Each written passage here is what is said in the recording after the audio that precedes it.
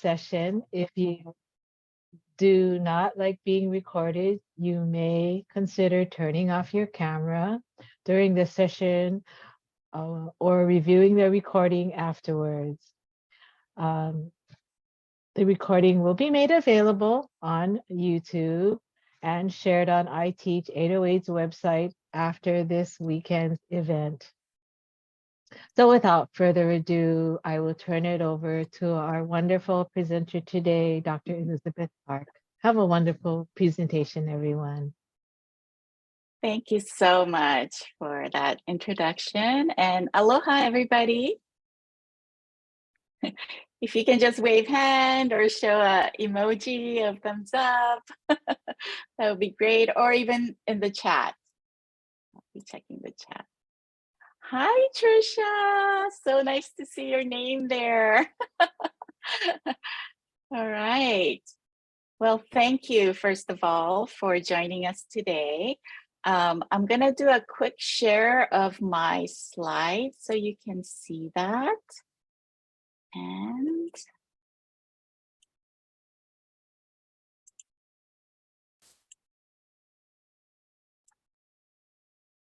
okay, let me know if you can see the slide, thumbs up or emoji. Oh, perfect. Thank you. Fantastic. All right, I see that some people are still joining in, so I'm going to just adjusting my camera so in case anybody raises hand or anything that I can see that as well. All right. Okay, well, thank you for joining this morning. You know, there's so many apps out there and websites, and, you know, one way that I thought I would, you know, kind of capture some of the things that I can share today was to actually just go to Common Sense Media. And I know Jamie Nunes is part of our iTeach 808 conference this year. And he's definitely from Common Sense Media, so an expert in that area. But I thought I would share some of the things that they have on there. So let me tell you what we're going to cover today, because an hour and a half is a long time to be just sitting. So I welcome you to stand up, stretch. You know, we early childhood educators need to move around for our brain to function. We know that for our children, and it's true for adults too. So, you know, if you need to go get some brain food, you know, please go do so. You know, don't feel bad if you need to get up and move around or get some food or whatnot. So we'll do a little introduction in the beginning, and then I'll talk a little bit about technology and early childhood education, because unlike other grade levels with early childhood, it's a little different, right? When it comes to technology. And so we'll talk about that. And I kind of wanted to see where your thoughts were about that as well. I'm sure a lot has changed since last 3 years during the pandemic. It could have gone, you know, pro technology or even more anti technology, depending on, you know, possibly your experiences, but we'll talk a little bit about that. And then I'll talk about Common Sense Media, and I kind of wanted to know how you use that website. And then I will share with you how you could use it specifically for early childhood. And then from their resource page, I kind of picked 10 apps and websites that we could kind of look at together. And then we'll kind of discuss what your thoughts on those apps and websites. And then, of course, I'm always grateful for sponsors, coordinators, Sacred Hearts, and everybody who's taking their time to participate this morning. And then we'll end with some questions, Q&A session. So a little bit about myself. So I was actually born in Korea, but my father was a diplomat. He's of course long time retired now, but so kind of like military family. If you're familiar with any of the military families here, or maybe you might be part of a military family, we kind of moved around a lot. And so in different countries, as I lived in Japan, Pakistan, Jamaica, of course, US, California, and New Jersey, and now here in Hawaii. So I really consider myself global citizen. And that's kind of the connection I had with Montessori initially, because she also talked about being a global citizen, having lived in many different countries as well. So I moved to Hawaii. Oh my goodness, almost 30 years ago, because my son is 27, and we moved when he was around 1 years old. And so we moved because my father-in-law was not well at the time and needed family member to help him, to take care of him. And my husband and I had just finished school, and unlike other siblings, we weren't like committed to any kind of job or anything like that at the moment. So it just made sense for us to move here and help him. But that was like the best decision we made. We love Hawaii, and we love, the people, and, I've grown so much as a human being, being here in Hawaii. And so I really appreciate being here. As far as, studies, I studied applied math as an undergraduate, and then got super interested in how design can really help or change the way people behave. This one core seminar class I took in my senior year, and ended up going into interior design and architecture. And then very different, right? And then after that, after having my two children, and when they started preschool, like many preschool teachers, right? They kind of get into it because of their own children. I got into it, and they were going to a Montessori school at the time. And so I really got into Montessori early childhood education. After teaching there for many, many years, I was asked to be the director of early childhood and Montessori program at Chaminade University. And one of my very first tasks was to convert on-ground course into an online course.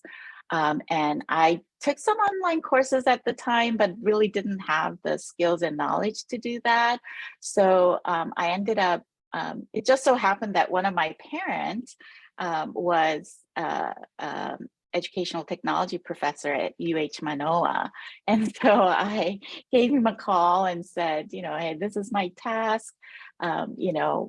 What would you recommend as a course for me to take? And that kind of led me to getting my PhD in educational technology. So I'm also very grateful for that, and been, looking into a variety of different educational technology connections, specifically with early childhood education. So we'll talk a little bit about that as well. I worked in early intervention sector and a Montessori preschool before coming to Chaminade. Currently, I'm director and associate professor there. We focus a lot on UN sustainability goals to integrate it into our integrated curriculum. My research stems anywhere from social emotional learning to STEM education and teacher education. So, now that you know everything under the sun about me, I wanted to know a little bit about you. And there is a link here, and hold on if I can get the.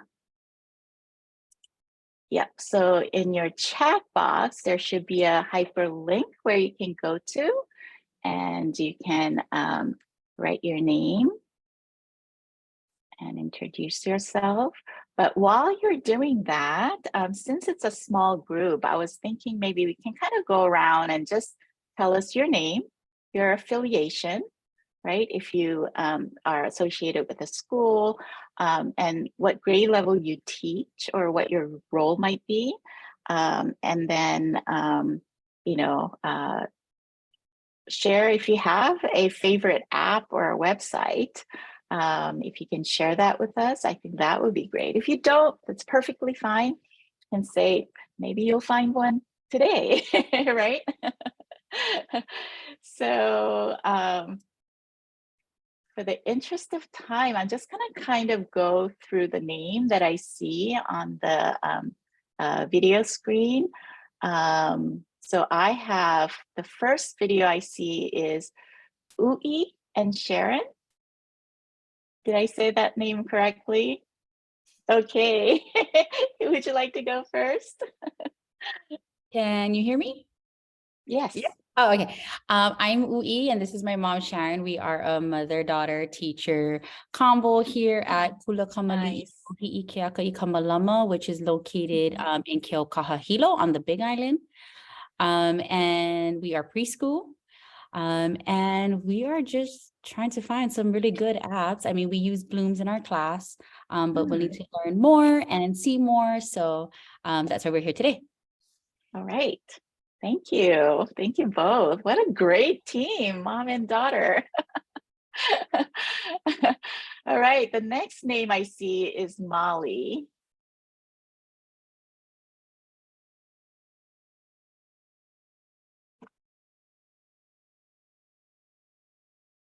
Oh, looks like your sound is muted. So if you can unmute. Yeah, there you go. All right. Hi, I'm Molly Roden from the island of Kauai and teach at Anahola Preschool for Kamehameha schools.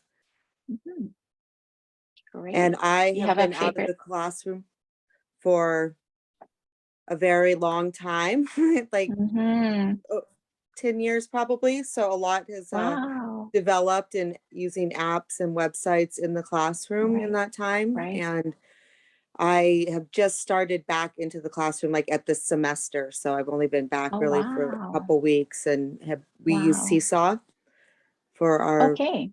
the majority of our documentation and interaction with the parents. So I'm just, I don't know if it's my favorite, but it's the one I'm using the most right now. And I used some with my own children during the pandemic as I was navigating their programs as well. And I've used PowerSchool in the past for like developing online content for classrooms. Nice. All right. Well, thank you for sharing, Molly. Wow. You probably see a big difference after 10 years of. Yes. It's like I left on one side of it and now it's like they're on the other side On of the other hill side. almost, because it was just, I used PowerSchool like 10 years ago and Right. then it was just the developmental stage and now it seems like Right. they've made it to where it's more accessible even at like the early childhood level for teachers to Absolutely. develop online content essentially Right. for classroom Right. use. Right. Yes. Social media. Especially last 3 years, right? Things really have changed quite a bit. Yeah. Well, thank you for sharing, Molly. Thank you. Okay, let's see. Sister Espino. That's the name I see next. Hello, Hello. sister. I am Sister Esperanza Espino, came from the Philippines, a Filipino. And we have a preschool here at YPU. The name is Rosary Preschool. And this is only my second year in Hawaii. I see. Yeah. Wow. So, Do you have a favorite app or website? Oh, we have a lot, you know. It's it's more of mix apps we are we are having, and it was introduced to us too with our directors. And Nice. yeah, Okay. so we applied, but I want more. I want more. Yeah. because Right, you know right. it's good to have more. Yep. All right. Well, thank you, Sister Thank you so much. Espino. Mm. All right. The next name I see is my very own Trisha. She went to school at Chaminade. Hi, Hello, how are you? I'm okay. How you guys doing? How's everybody doing? Good, good, we're good.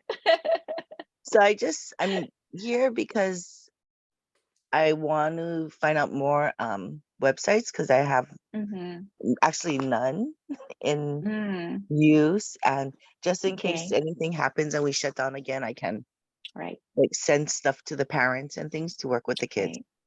right. Mm-hmm. Absolutely. Yeah, great. Thank you, Thank Trisha. And you. you didn't tell us where you are right now. Oh, so I jumped schools to Mary Star of the Sea Early Learning Center. Mm-hmm. Okay, great. Thank you. Thank you, Trisha. All right. How about Deborah? Hi, I'm Deborah Okada. I'm a music teacher at Sacred Hearts Oh, Academy, and I teach okay, from okay. pre-K all the way to grade 6. So I'm just interested in seeing what kind of apps you will be sharing. As of this time, I don't use any. Mm-hmm. So thank Yeah. you. Yeah, and I can share, I don't have any music specific, but I can share some music specific apps with you afterwards. Awesome. Thank So you. yeah, yeah. All right, great. All right, the next name I see is Royer. I hope I'm saying that name correctly.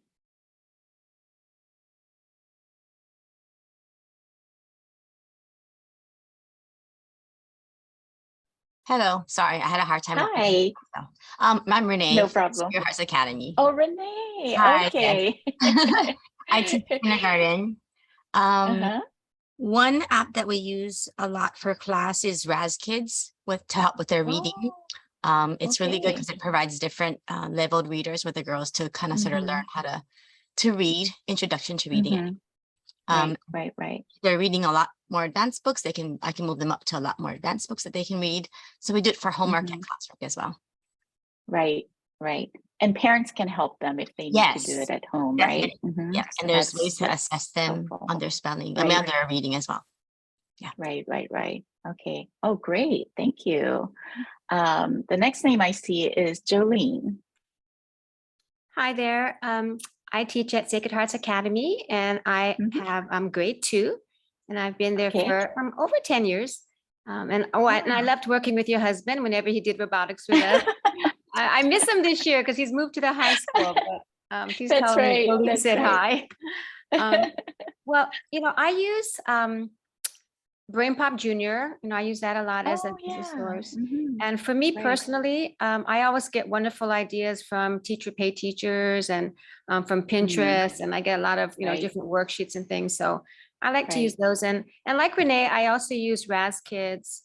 I use Okay. Epic, and Okay. Sacred Hearts is really advocating this year IXL as a learning tool as well. I But those see. are just Okay. some. But I'm always Okay. very open to new apps and trying different things. Great. Thank you. Thank you. All right. For those of you who don't know, my husband actually is a teacher at Sacred Hearts Academy. So that's what she was referring to. Okay, the next one is Sue-Ann.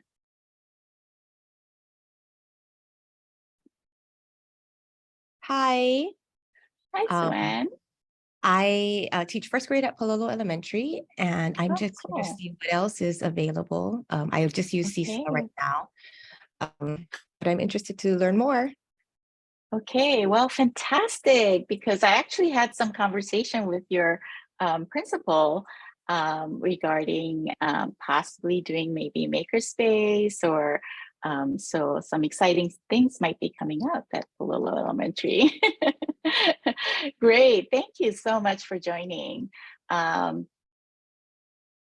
What I'm going to talk about next is a little bit about early childhood and technology, because although we're so much more accepting of technology when it comes to teaching with very young children,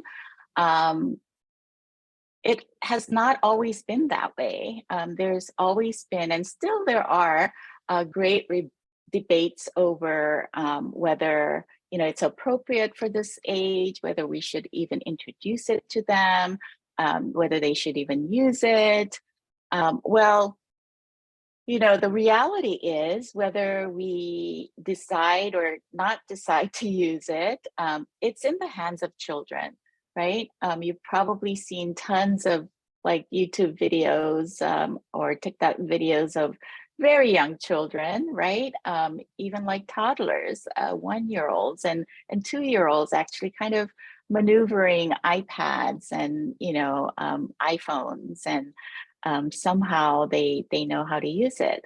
One of the interesting experience that I had was my dissertation when I was doing my PhD was how preschool teachers use iPad in the classroom.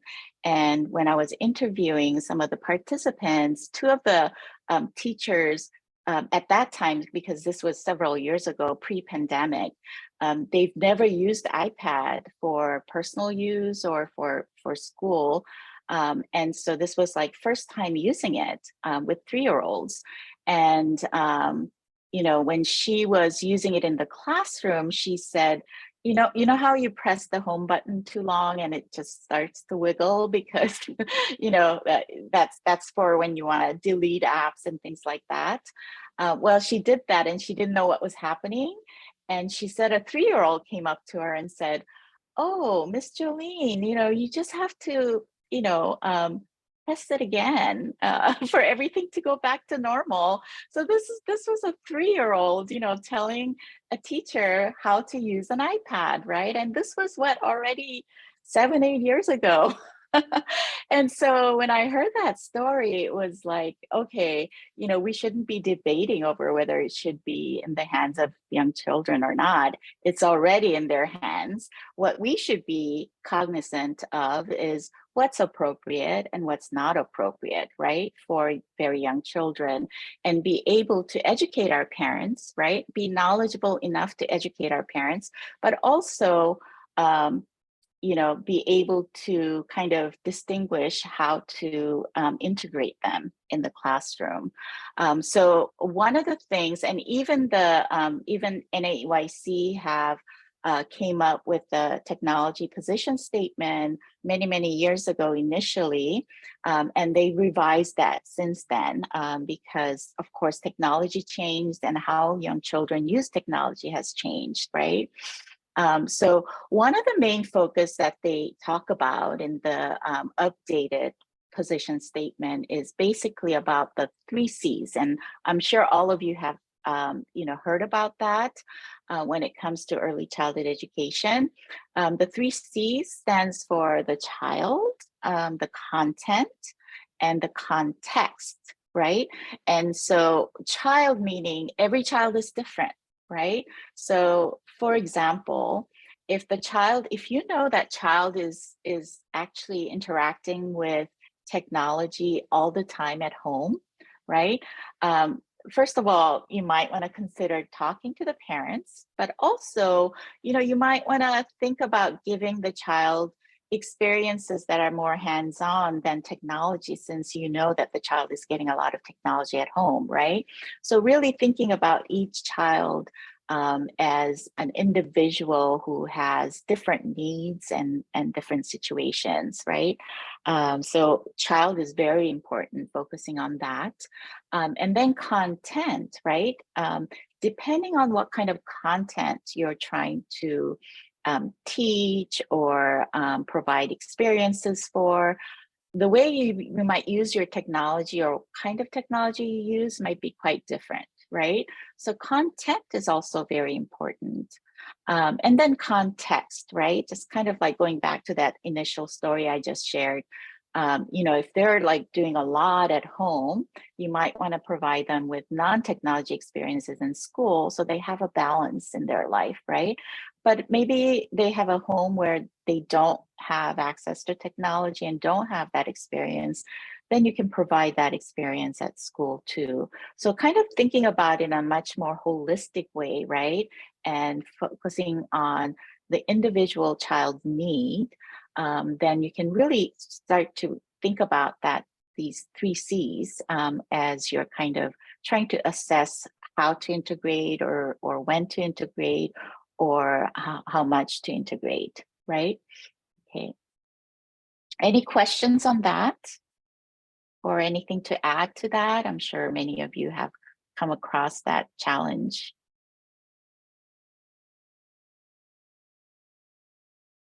Okay. So, you know, they talk about qualities in the new position statement.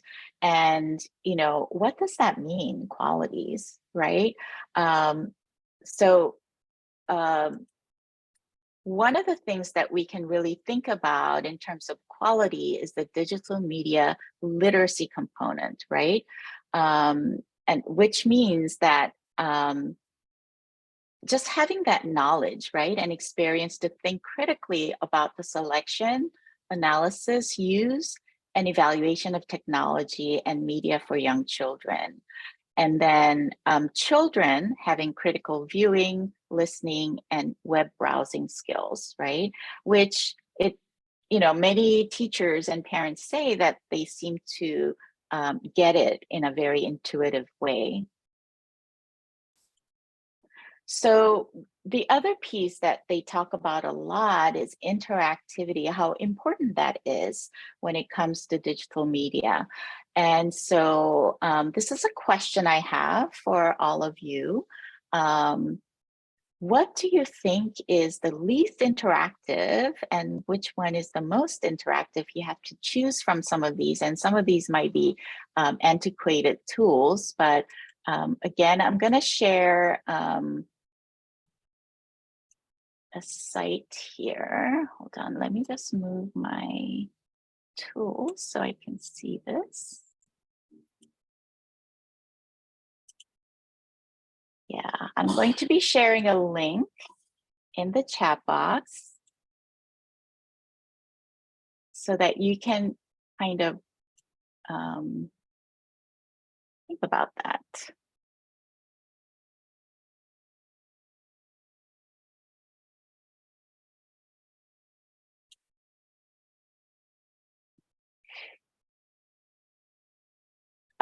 Sorry, wrong link. Never mind. We're just going to actually talk about this because I think it's very important that you think about interactivity and what your thoughts on that and how you think plays an important role when you're working with very young children. So anybody want to jump at like what comes to your mind when you think about some of these tools and what might be the least and what might be the most interactive?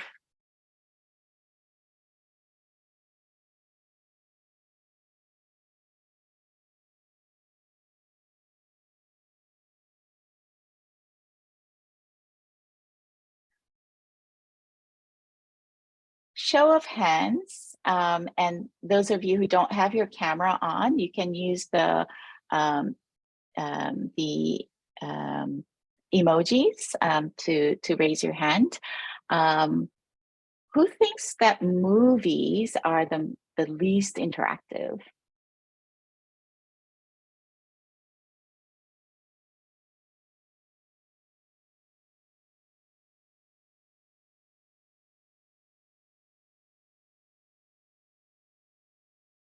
Who thinks television shows are least interactive?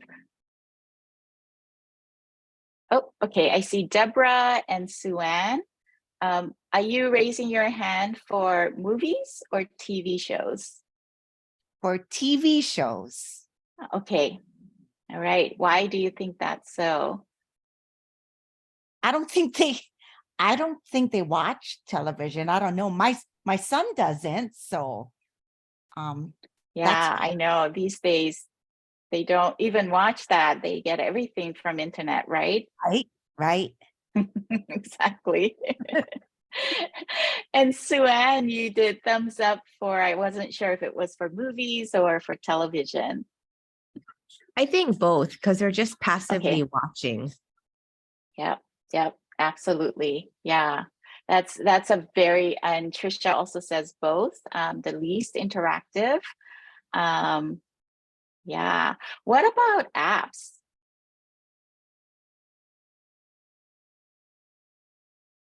What are your thoughts on that in terms of that gauge between least and most?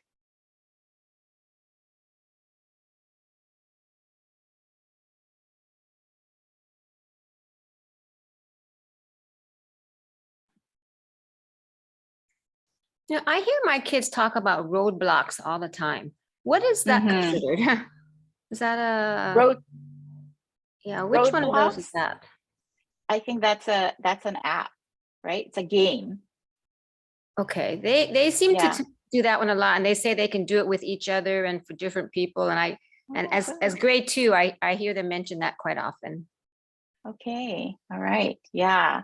Yeah. So they work with each other, and they're interactive with the device. And then Sue Ann also said maybe in the middle, sometime in the middle, right between least and most. And Molly says most of them. You're talking about most apps, right? Are interactive. Okay. Yeah, great. Yeah, so absolutely. Their apps are a lot more interactive for the most part, right? Than something very passive like movies and television. And, Deborah was mentioning that children don't even watch television anymore. Everything is done on the internet, right? Or on a device, right? And so it's definitely, things have changed. But what's interesting about interactivity when we're talking about early childhood is that we're not only interested in interactivity within the device, but interactivity outside the device becomes as important when we're working with young children. So what we mean by that is like apps and things that have a little more interactivity within the device is so much better than something very passive like television or movies. However, if you add the outside the media interactivity, even movies and television shows or internet shows could become something very interactive. So what I mean by outside the media is that an adult or another child is actually interacting. So they're interacting with their peers or with an adult, talking about the media that they're using. So it could be a movie that they're watching, but they're having conversation about it. They might be pausing the movie and then talking about, oh, what happened to that dog? Do you think the dog was really happy about that? If somebody, kicked the dog or something like that, and that's something that you want to mention, or you notice that the child is, cringing or, showing a face that's very uncomfortable, then you could stop and talk about that, right? And so this kind of real human interaction surrounding media, this is what we're calling outside interactivity. And this piece is very important, which is very different from any other age group for the early learners. So this is something I think you really have to kind of remember as you integrate your technology into your classroom. So let's get to the meat of why we're meeting today, some of the apps and websites. So how many of you, show of hands, have used Common Sense Media website? Or you can put it in the chat box saying yes or no, or okay. Renee have not used it. Oh, okay. Many of you have not. Okay, great. Yeah, so I will show you what that website looks like. Common Sense Media is a website that's actually created in a collaborative effort to actually show parents, educators, and even people in the industry, those app developers and website developers, some resource information regarding what's appropriate for different age groups. And so what's nice about this website is actually they have a tab for parents and they have a tab for educators. And they also have a tab where they've done some research on some of the work that they're doing and the impact that's making in the industry as well as in the education field. Because app developers, not necessarily, they might be very good at programming, but they may not know developmentally appropriate practice, or they may not know what very young children are capable of doing, right? And so giving them some of that information through this resource website is super helpful. And so the page that you're seeing right now is the page where they have 51 tools that they consider with our excellent early childhood education resources. So they include websites and they include games, they include apps. So at some point you might want to try out some of these tools. What I have gathered today, ones that I'm going to be showing you today, I've actually handpicked the ones that are free. Because if you are going to try it, right, it's probably best to try something free so that you don't have to actually pay for actually trying it out. I know many of these apps and games and websites are usually free to use, but a lot of the apps are they have that free trial piece. But what happens with a lot of teachers, because we're so busy, they do that free trial and then they forget about it and they get charged for it, right? And so you do want to, remember, if you did the free trial, make sure if you didn't like it after trying it out, make sure to unsubscribe so that you don't continue to get charged for it. The people in the industry are people who really want to sell these things, right? So they kind of make it tricky for you to not unsubscribe so easily, right? They make it a little more complicated. Like they have to go through, you have to go through several steps to unsubscribe. So remember that when you do the free trial so that you don't get charged unknowingly, okay? So here they have, variety of different things. They even tell you what grade level that it's good for, whether it's free or what kind of platform that it's used in. So it's a super, super useful website. They also have professional development pieces where you can explore digital citizenships. You can get like badges out of going through some of these things. They also have family resources. So if you ever need to share with your family some resources that they want to explore, this would be a great website for you to reference them to. They even have like latest movies that come up.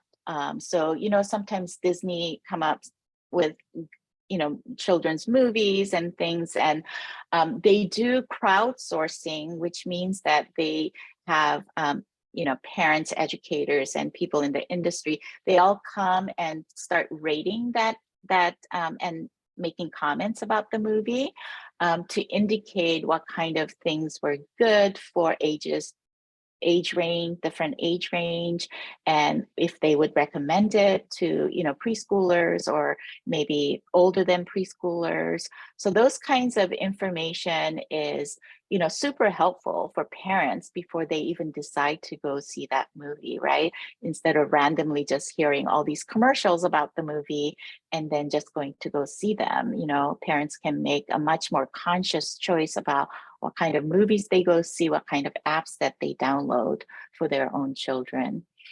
So yeah, super, super helpful site for you to tackle. So here are 10, and I'll be sharing my slide with all of you. So, and these are all hyperlinks so that you can actually click on that and then go to the appropriate places for you to get the apps or access the website. So don't worry about jogging down notes at this point. What I did in this table is I looked for kind of the overview video of the app or the website, just so that you have a glimpse of what that app is about, instead of having to spend like 2-3 hours on it. So this is just a very quick overview YouTube videos on these webs and apps. And then here is the actual link to the Common Sense Media, where they tell you more details about these websites and apps. So if you click on any one of these, for example, this is a website called Reading is Fundamental. So if you click on it, Remember the it'll Mad take Hatters? you to the overview, the YouTube overview, so that you have a very good sense of what this is about. And then if you click on this link, it'll tell you details about it. So how many stars it received, right, from the crowdsourcing, and then what grade level it's appropriate for, the price, which is free, and then the platform, which is the website. And they have some very quick kind of pictures of some of the web pages there. It also even gives you what the pros are that people and other people who have used the website have indicated, and some of the areas that they can improve, and then some general comments, and then they even give you some suggestions on how can I teach with this tool. And then what it is, so a little more detailed information. So text version of the YouTube video that I have there. And then how does that relate to learning? Because if you're going to be using it in the classroom, right, that's probably what you're really interested in finding out. And so they even talk about the engagement rate, and then the teaching strategy rate, what kind of support they have, and how good that is. So those informations are really great before you actually invest a lot of time and energy into using some of these websites and apps, because it'll kind of help you make that decision up front, right? Just wanted to show you how these links are work and how you can use it when you're reviewing them later. So Reading is Fundamental. This one is, like they were sharing, it's a website.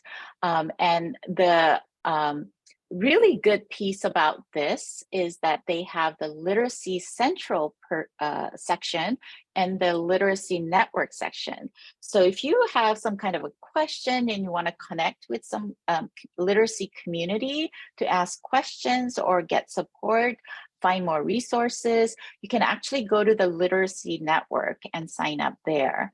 If you want to find out some really good books for particular theme you're covering, or particular concept, a particular subject, then Literacy Central is a really good place to go. So if you click on Literacy Central and scroll down just a little bit, then it actually gives you places to go. So as educators, most likely you'll be going to the educators site, but they also have the parents, and then they also have volunteer sites. They also have some really cool tools incorporated into this website, which you can, kind of investigate. So if you click on educators, it actually gives you a few different options here. Book resources, and then development resources. So some PDs that you can do if you feel like you need some more information regarding literacy. These are activity calendars. So there are a variety of different activities that you can use at different times of the month or different times of the day. And then reading activities, actual like lesson plans and things that you can download and use in your classroom. So if you go to book resources, kind of like the same concept that they have with Common Sense Media. They have these filter features where they give you the different grade levels. So for most of you, you will be clicking on pre-kindergarten because there's not possible for you to go through all these 2,000 resources, right? So you will be filtering them out so that you can make better use for your time. So I would be clicking on pre-K and then kindergarten also, right? And then, if you like to see the this range, or if you use this system, then you can also click on that. What I like to click on is if I'm working on a particular theme, right, in the classroom, then I might be choosing some of these themes so that they only show me things that are related to those themes. So let's say I am talking about emotions and feelings this week, right? So I wanted to find out some books that I can use in the classroom. So now it's narrowed it down to 53, which is much more workable, right? You can peruse through them. But maybe I want to, narrow it down even more. So I might actually click on perseverance, right? So maybe emotions and feelings and perseverance. So, hey, they have one that connects perseverance and emotions and feelings. So if you click on this, they tell you what the book is, how to get the book if you need to. Of course, you can always check out the library, right? What kind of genre it is. And then it also has all these supporting materials, which is fantastic. Some of the supporting materials include like a YouTube video of read aloud. So if you don't have a book, right, you might want to just integrate YouTube read aloud video, right? This could be also incorporated into maybe activities that they do at home, because parents don't actually have to go out and buy the book, or parents might don't have time to go to the library and check out the book even, right? But if there's a video of the book and somebody's actually reading the book for them, the important piece, like I said, important to integrate interactivity within and also outside the media, right? So if you're going to send the read aloud video along home, you should also inform the parents it's best practice if they can sit with the child when they're listening to this story, right? And then ask questions along the way. So that's kind of an important piece for pre-K and kindergarten children. Okay, but tons of stuff that you can use in the classroom with this website. So it's really good. I highly recommend that you check it out. It's free. Tons and tons of resources for you related to a variety of different literacy skills. Okay, so the next one I have is also on literacy, and it's called Intro to Words. And, Montessori is really well known for all hands-on, and there's like big debates in Montessori community about whether technology should be even integrated into, early childhood. And a lot of that is true. But this is one of the apps that was created pretty well. And it actually has quite a nice interactivity that can blend very well into outside interactivity with adults or even other peers. So the 4 choices that they have in this one is that you can actually sound out the word. So they would give you a picture and then you would sound out the word and put the letters together to create the word. Or, and this is another sounding out the word, but this is what we usually call CVC words, simple words, right? 3-letter words. These are words that involves like 2 letters that make a different sound, right? Sometimes we call that digraph, but these are a little more difficult. These words you probably will be working with maybe older 5s or kindergartners, but this one you can work with younger children. The next one, the left lower quadrant, this one actually allows children to create words, so they can pull all the different alphabets and start creating words. So children who already know have the phonetic awareness, they could probably use that feature of this app. And then the last one is actually kind of doing an assessment of whether they got it or not. So I'm gonna try to see if I can actually connect my iPhone so that I can actually show you what this app looks like. So I'm gonna stop sharing and then I am going to see if I can share to my iPad or iPhone rather.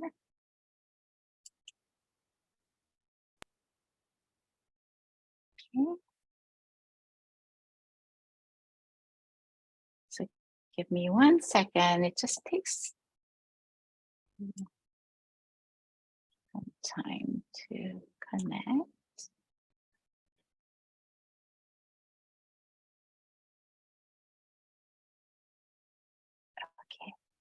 Okay. Do you guys see it? Okay, fantastic. So I'm going to open the app. Oops.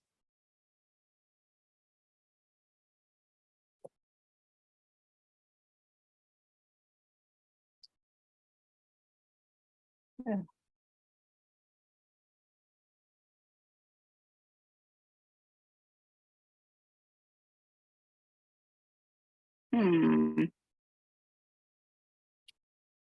Talk about technology challenges, right?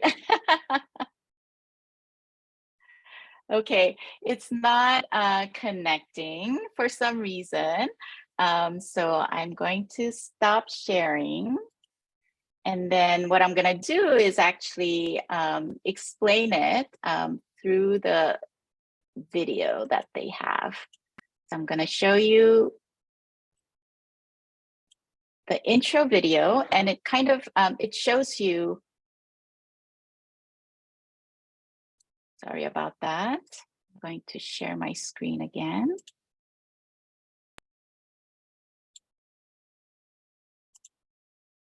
And can you guys see?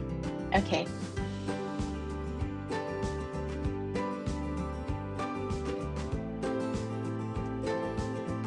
So they can trace, right?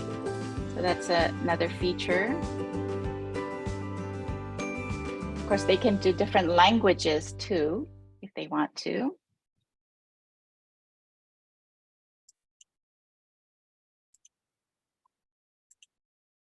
So here's what it would look like if you are doing the first one, the first feature that they have. They have the letters, right? You probably won't see it in this picture, but they have the letters above the picture that they're showing. And then the child will choose the letters to actually create the word. So this would be coat. And so they would choose C, and then this would be the harder word, right? OA, they would choose that and put it in here. So they would actually just drag the letters and then put it in, and it'll kind of clicks into place. And then the last letter T, they would find it and then drag it and then put it in. So again, you know, the child has to kind of know the phonetic sounds, right, in order to do this, this activity. They might actually ask what starts with the sound ooh, ooh, ooh. So they are very focused on the phonetic sounds, right? So this is lips, this is fork, this is car, right? So if the child is able to choose lips, then they're aware of that phonetic sound, right? So they have activities that do that. This is where they can actually come up with their own sentence or words freely. They can pull all the different letters and come up with the words. And then again, the different choices that they have within this app. Okay. So the next one is called Khan Academy. How many of you used Khan Academy, kids? How many of you heard of Khan Academy? Okay, some of you have. Yeah, so Khan Academy is a free resource. Yeah. And a lot of older children actually used Khan Academy, especially during the pandemic. Because again, it's free and they have tons of resources on a variety of different subjects. Khan Academy Kids came out not too long ago, and it was specifically geared for preschool to second graders. And it's, you know, available across different platforms, which is nice. So you can use it on Android, iPad, iPhone, iPod Touch, and even Kindle Fire. They have variety of different, you know, characters that they can identify themselves with. So these are some of the avatars. They have different kind of activities where you have to follow direction. So if you wanted to kind of see if the child is able to follow directions, this app is actually a really good one to kind of see if they're able to do that. They do kind of similar to Intro to Letters. They also do drag letters. They have fish bowls where you can actually kind of put in all the letters, the letter sounds that you hear. This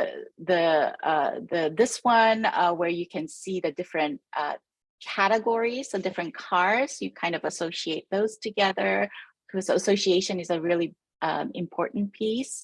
They can do beginning sound, right, activities. They can do ending sound activities. And then they can even do like find the letter. So they might actually say the word and they could actually find the letters according to the sound that they hear. So this one has really wider range of things that you can do. And again, you know, very universal cross platform. So that's really nice. They even have like different kind of activities that help them to develop critical thinking, logical thinking, right? And then they also have different kind of blank templates that you can use for them to practice writing. And then some very short sentences so that you can start to see those beginning readers, right? Whether they're able to read some of these short sentences that they have. So again, a great, you know, app, free. You can use it in a variety of different ways in your classroom. The next one is called Toontastic 3D. Those, I'm sure you have children in your classroom that has really great imagination, right? And they are full of stories, right, in their heads. This is a great one because they can actually create those stories into like a little book. And this is for kindergarten, and you can use it even for all the way to 5th grade. The only thing about this is it's only available on Android. So if you're using iOS devices like iPhone or iPad, they don't have this app available for iPad. So that's it's too bad because it's really a good good app also. So basically they create characters, but even before they do that, actually what they do is you know, they actually have a opportunity. You have an opportunity to teach children what stories are and what kind of major events are involved in stories. So you talk about what kind of setting that you have, like where is the story happening, who's involved in the story, right? Like the characters, all of those things. And then there's always some kind of a conflict that happens in the story, and then the challenge, right? And then the climax, and then they actually have some kind of a resolution at the end. So you can actually tell them about the series of categories that are involved in storytelling, and then have them develop those characters and develop stories. And you kind of ask them, okay, is that a conflict or is that a challenge? You know, how are they going to resolve it? So even if you have some kind of a major conflict going on in the classroom, you might gather some of those children who are involved in that conflict and maybe create a story and then solve it that way instead of having them like, you know, solve it out on their own. This is kind of an indirect way to do that, and for them to kind of step back from the immediate emotional relationship to the event, the conflict that's happening at the moment. So again, this is a great app. Yeah, it's too bad it's only offered in the Android, but they have created like setups, background setups already, so that you can use any one of those. But of course, you can also create your own as well. This one is also not universal. It's actually only for iPads. This one actually is really, really nice because it's a very interactive games through very focused goals. So this one has like a particular goal in mind in each situation. So they spilled some ice on the table and they want to put the ice back into the cups, right? And so they get to drag it. And so they kind of start with a goal, something happened and they have a goal to accomplish. And then they have the ending piece is actually completing that goal. So this is really good for concentration, right? If you have children who really need to kind of develop, you know, concentration skills, focus skills, following direction, those kinds of skills, and some of these activities that they've incorporated into this app are really great ones. They have a variety of different things. This has to do with number of cubes in a cup. So they do kind of a you know, data collection, right, of how many children collected how many cubes, and you know, that can blend into a math activity even, right? So variety of different things that you can come out of just one of the activity that you do. And so this is, again, a free app, great applications and integration into math or language or any other subject area. Yeah, the only caveat is it's only available for iPad. The next one has to do with patterns and shapes. And this one is available for iPad, but it's not available for Android, but it is available for Chrome. So if you wanted to use it for Chrome, you can do that. This one, it's kind of like the 10-gram, if you guys ever use 10-gram, right? You put different shapes together to create a new shape. And you can actually have a particular shape. So they can show you a shadow of the shape, and you can fill in that shadow, or they can freely create a new shape out of the different shapes that they have. I'm sure many of you have these geometric shapes in your classrooms, right? So they can even have the real thing. They can work on the real thing and then replicate that on the iPad, or vice versa, right? Some children can actually do it on the iPad first and then replicate it with the real materials.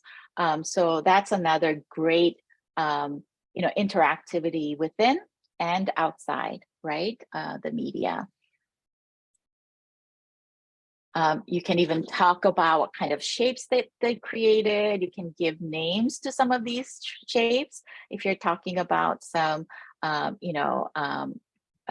particular names of the triangle, like if you introduce equilateral triangle where all the sides are the same, then you can indicate, yeah, this one is an equilateral because why?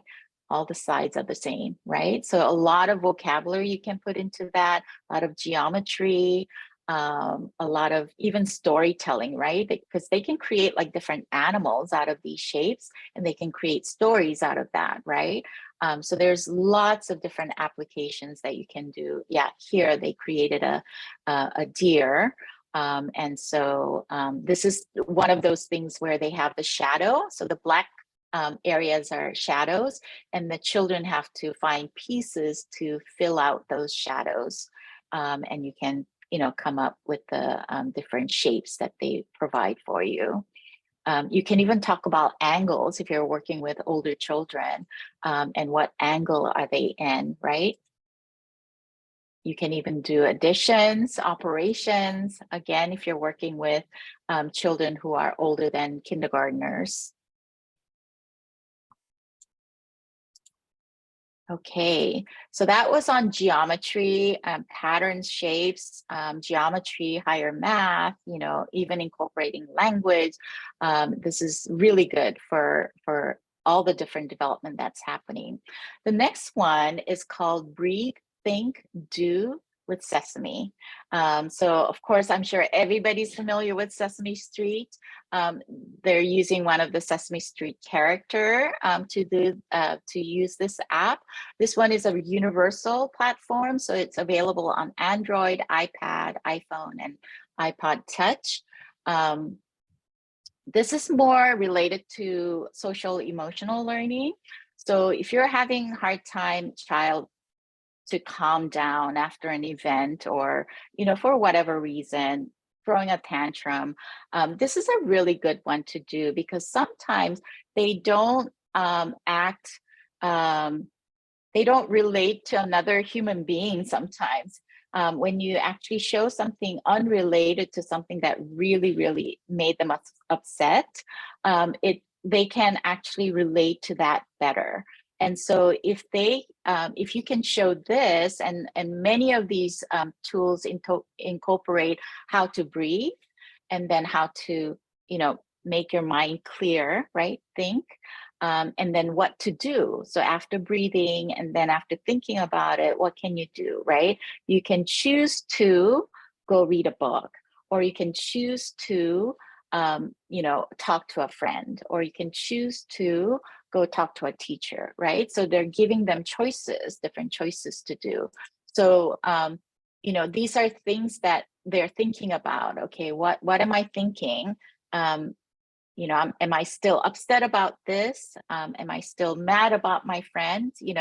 And then these are some of the things that they can do, right?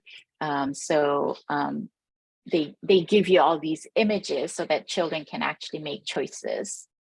So this one is really good if you have a child who is, still needs assistance in developing their conflict management, or maybe even just their social emotional development, and giving them that chance to practice a lot of these things.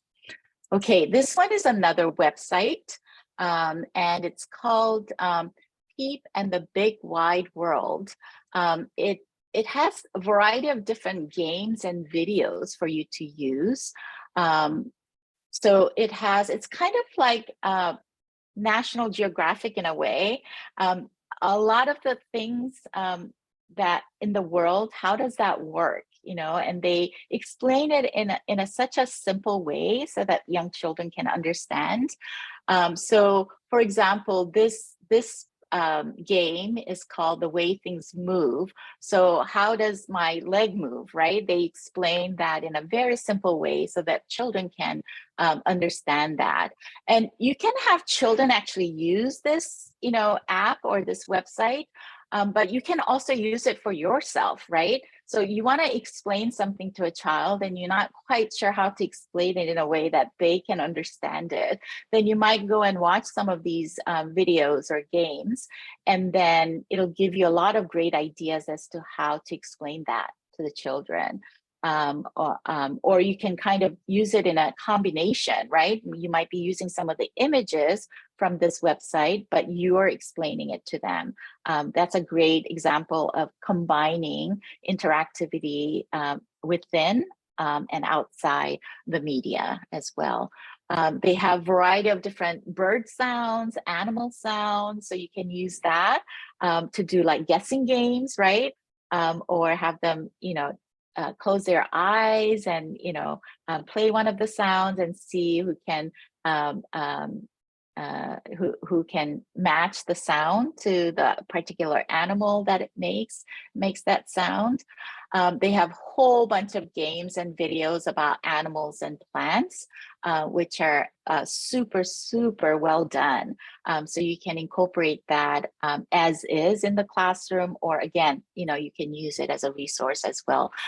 Shapes and patterns, numbers, and colors, of course, all of those things are available for you. So here, this is on colors, right? So there are different colors that he's exploring.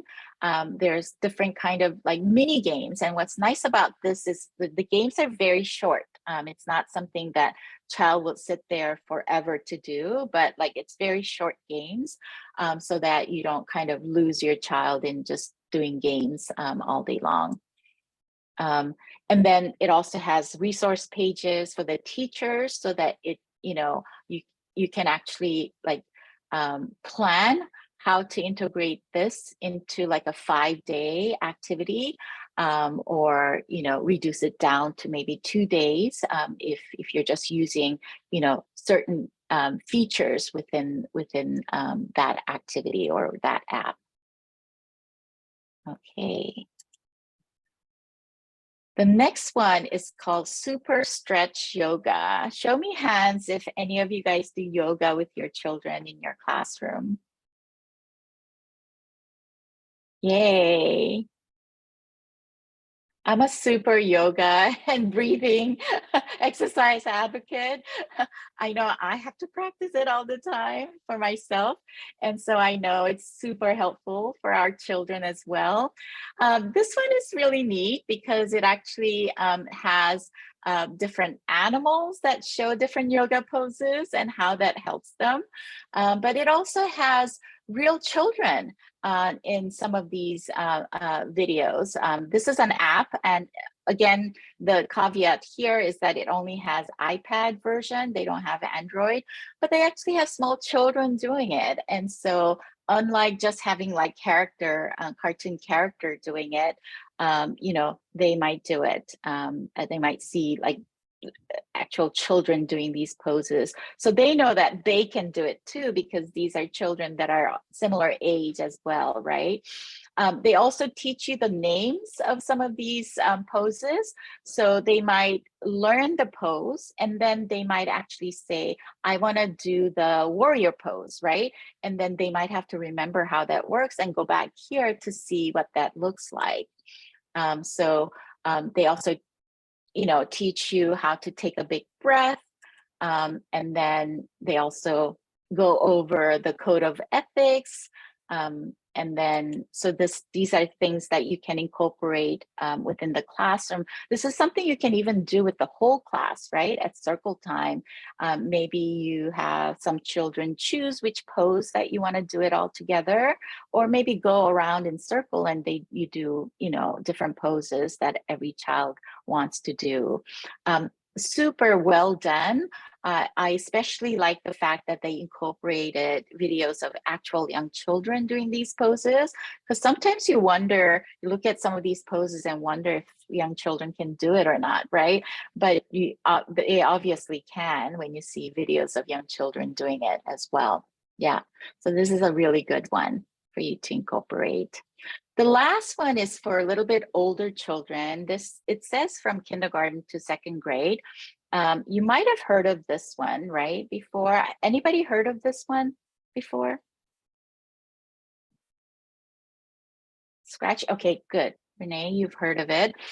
There's a Just Scratch app that's out there, which is for much older children, right? It started with working with high school children, and then they started to realize that younger children also want to do some coding.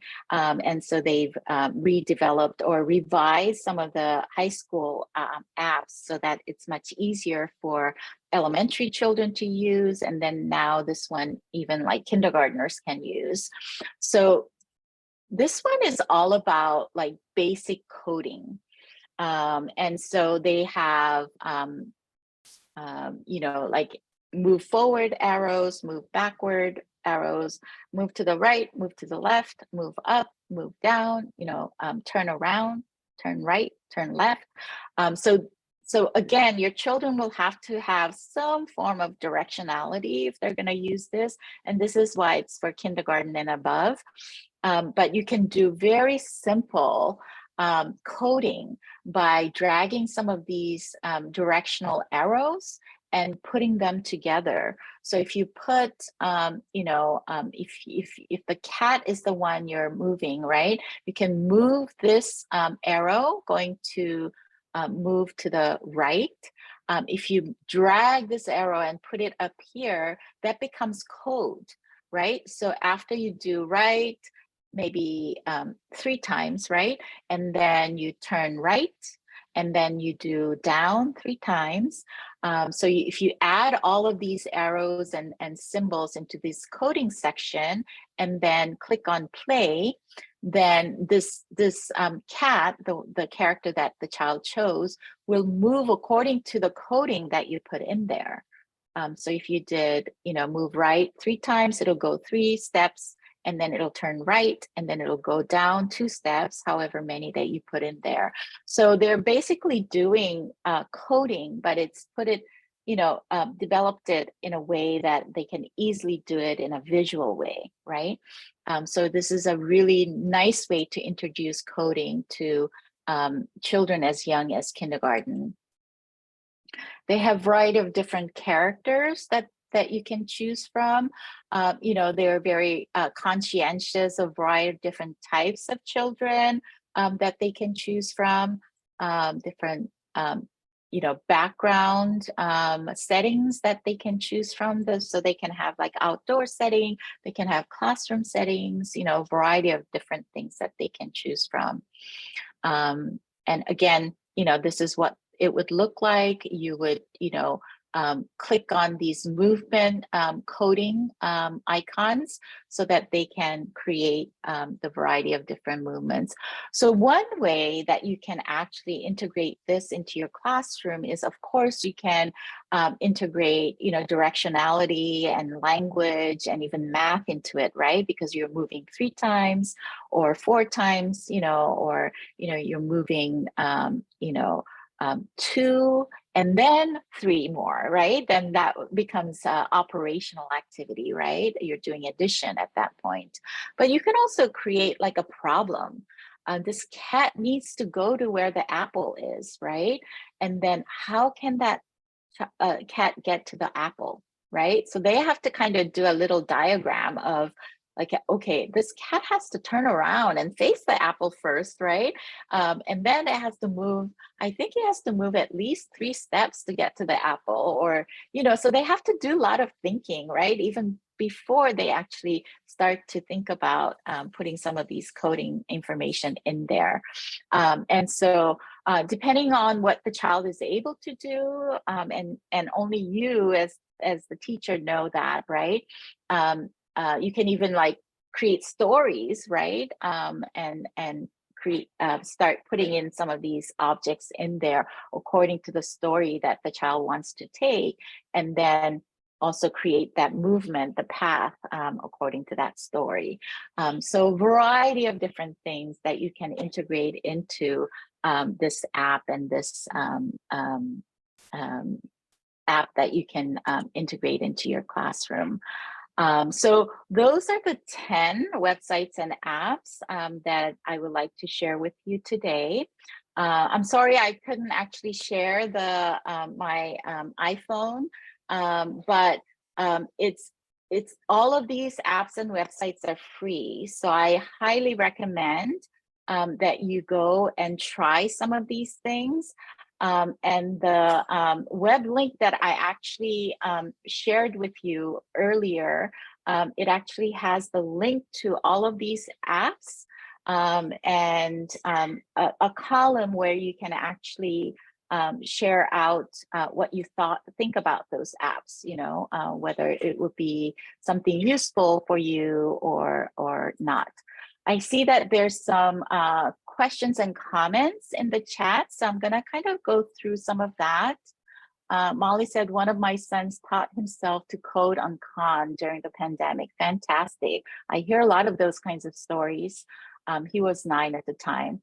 I like to use yoga for calming in the classroom and transition time. Absolutely. Yoga's fantastic. Oh, you did that just today in the earlier session. Fantastic. All right.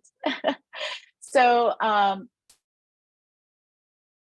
yeah, and Renee said Common Sense Media is a great resource. Absolutely, absolutely. So I'm gonna put this link again in the chat box. That's the one that has all the links to all of those websites and apps. And then a chance for you to actually indicate what you think about that.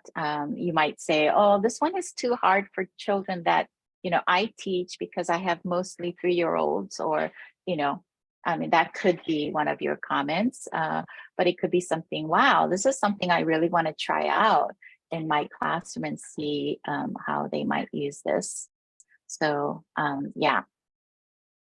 Again, I'm going to be sharing you know, all of these slides with you. So I do have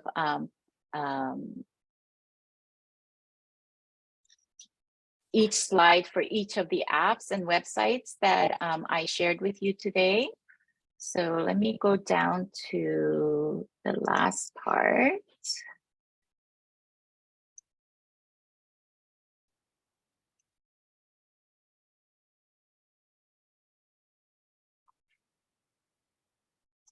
And I do want to say mahalo to Sacred Hearts Academy for coordinating and sponsoring, and also Augustine Educational Foundation for supporting and funding this wonderful iTeach 808 to happen every year.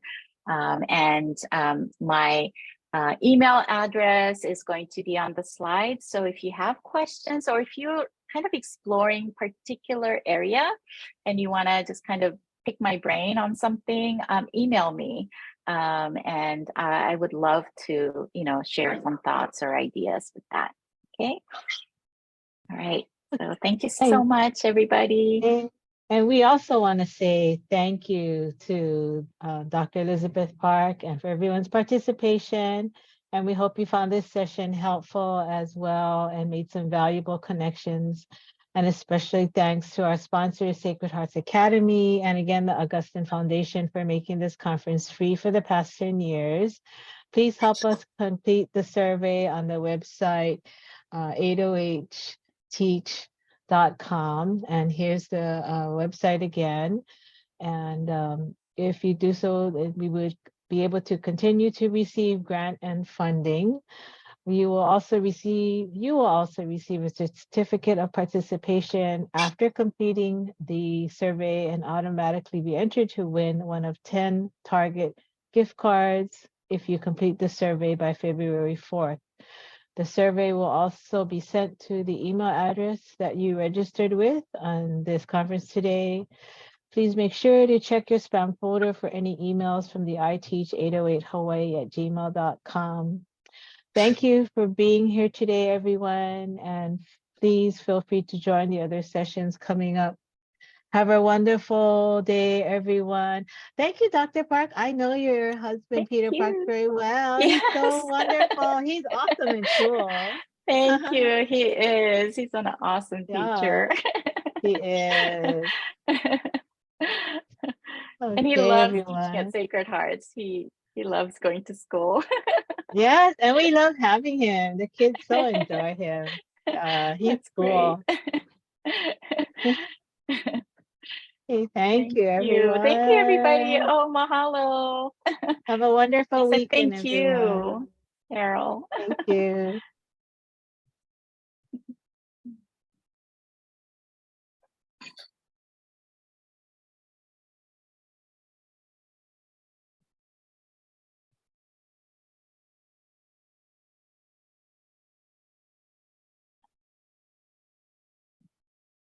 Right.